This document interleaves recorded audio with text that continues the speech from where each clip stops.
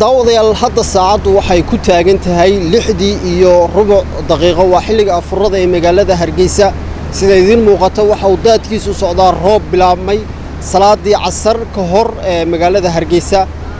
roobkani ayaa daadadkiisu waxay sababeen khasaare kala duwan kuwaasi oo hadda aan si rasmi loo ogeyn khasaaraha intuu leeyahay uu sababay balse waxa jira khasaare badan oo indhahayaga ay qabanayaan baabuur u qaaday guriyo dumay iyo sidoo kale isku socodkii oo hakiyay gabi ahaanba magaalada Hargeysa labadeeda daamood waxaanu halkani kula kulanay qaar ka mid ah muwaadiniinta iyagu sugaya inay ka talaabaan dooxani iyo biyuhu inta ay yaraanayaan magacaygu waxa weeye Jamaal Cabdillaahi waxaan muwaadin reer Hargeysa oo qurba jooga wallahi runta hadaan ku sheego walaal waa shame weeye shame wax aad looga murgoodo weeye dawlad baynu nahay i'tiraafnimaynu ku soconaa wadayno jeexan maxay ahaatee haddana markaad eegtidniyow dhismaha hoos oo dhan burbur weeye wadda markay noqoto daadka waad aragtaa 5 saacadood baa imika soconayay aabbahay aniga dhakhtar misigtuu ka jabay maalin dhaweyd dhakhtarka wuxuu ku jiraa maxay ahaatee doctor Ismaaciil waan afurtiisiina waxay ku jirtaa gaarigayga waan u gudbi kar laahay bridge-kii shishe wuu xidhan yahay walaal suuqa ku yaala saldhiga dhexe halkanna waad aragtaa marka aniguna halkaas heerkayga ka joogaa aabbahay xanuunsanayo dhakhtar ku jiraana wadada halka kale ku xidhan yahay marka wax la yaabo weeye ilbaxnimaynu doonaynaa horumar baynu doonaynaa waxaynu doonaynaa maxay tahay dadaal inaan adduunka la jaan qaadno Soomaaliya inaan ka go'nayno doonaynaa bal maxaynu ka go'naa hadaynu Hargeysa waa caasimadii weeye waa magaaladii waxaan ku aynu ku faanaynay Soomaad garan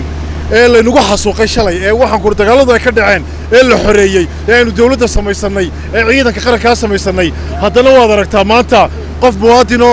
waxaan ku ridaanta ka gudbi kara qof muwaadina oo daanta ka gudbi kara oo daanta kale u gudbi kara ma jiro daanta kalena qof ka soo gudbi kara oo tan u soo gudbi kara ma jiro marka waa dhimasho weeye waxyaabo waxaan ku yiri maxay tahay qofka muwaadinka halkuu wax abuuri lahaa walaale uu wax samayn lahaa ama uu tacliinta meel sare ka gaadhi lahaa markuu arkay niyad jabka dadka maskaxdii bay ka daaleen aad baa loo daalay siyaasiyiinta anigu niyo fariin baan u dirayaa maaha mid maaha laba maaha saddex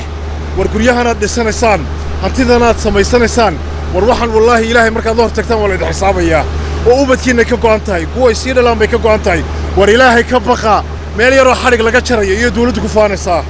ama ay ganacsatadu ku faanaysaa iminka dadkii walaal way ilbaxeen oo waxba la bartay tacliintii heer sare laga gaadhay marka niyow waxyaabo badan baa iminka ka shifmay waxyaabo badan baa soo baxay anigu maanta xisbina kuma jiro mucaaridna ma yihi muxaafidna ma yihi soo waxaad garatay maaha nin qurba joogaanahay oo waddanka imka sanadii bar deganaa Soomaaliland xaadda ay kici jirtay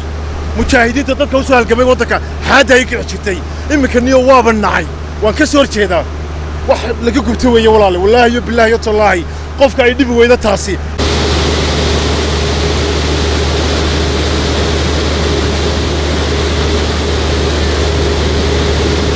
dawladda hoose Hargeysa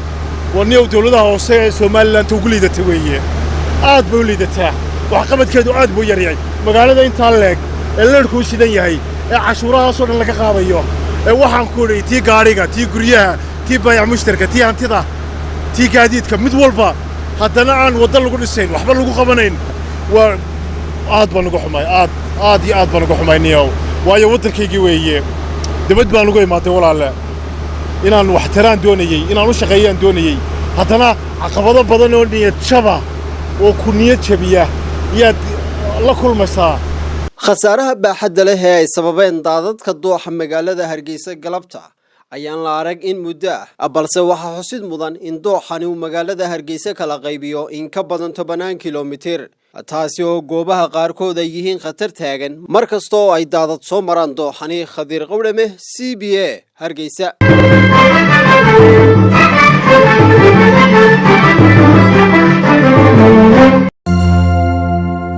hadal oo ku hadal bishii oo dhan $7 oo kaliya ku darso fariin kasta oo aad dirtaana waa ku bilaash